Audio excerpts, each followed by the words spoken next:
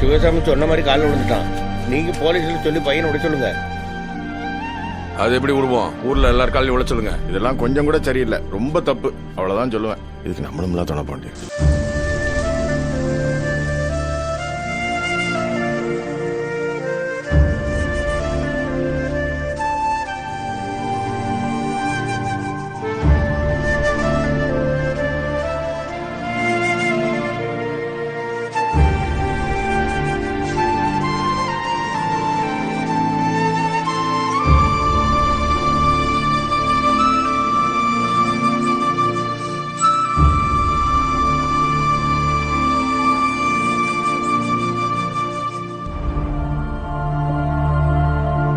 ஏமா ஒரு வயசு வித்தியாசம் வேண்டாமாமா?